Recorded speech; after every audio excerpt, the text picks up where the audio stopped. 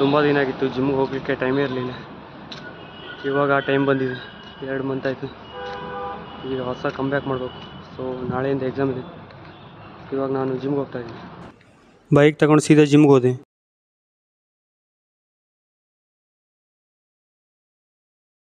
ಆಮೇಲೆ ಜಿಮ್ಮಲ್ಲಿ ಹೋಗಿ ಫಸ್ಟಲ್ಲಿ body weight check ಮಾಡಿದೆ. ವೆಯ್ಟ್ ಲಾಸ್ ಏನಾಗಿರಲಿಲ್ಲ, ಮಸಲ್ ಅಷ್ಟೇ ಲಾಸ್ ಆಗಿತ್ತು. ನನ್ನ ಫ್ರೆಂಡ್ಸ್ ಎಲ್ಲ ವರ್ಕೌಟ್ ಆವಾಗಲೇ ಸ್ಟಾರ್ಟ್ ಮಾಡಿದರು. ನಂಗೆ ಜಿಮ್ಮಲ್ಲಿ ವರ್ಕೌಟ್ ಮಾಡಬೇಕಿದ್ರೆ ಹೆವಿ ಸಪೋರ್ಟ್ ಮಾಡ್ತಾರೆ. ನಿಮಗೂ ಇದೇ ಥರ ಮೋಟಿವೇಟ್ ಮಾಡೋ ಫ್ರೆಂಡ್ ಇದ್ದರೆ ಟ್ಯಾಗ್ ಮಾಡಿ.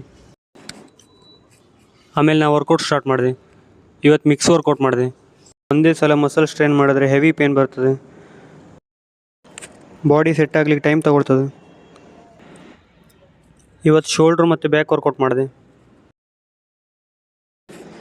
ಲಾಸ್ಟಲ್ಲಿ ಫೋರಮ್ ಸ್ಟ್ರೈನ್ ಮಾಡ್ಕೊಂಡು ವರ್ಕೌಟ್ ಎಂಡ್ ಮಾಡಿದೆ. ಆಮೇಲೆ ಮಿರರ್ ಮುಂದೆ ಪೋಸಿಂಗ್ ಮಾಡ್ತಾಯಿದ್ವಿ. ಇಲ್ಲಿ ನೋಡಿದರೆ ನಮ್ಮ ಜಿಮ್ ಬ್ರೋ ನೋಡಿ.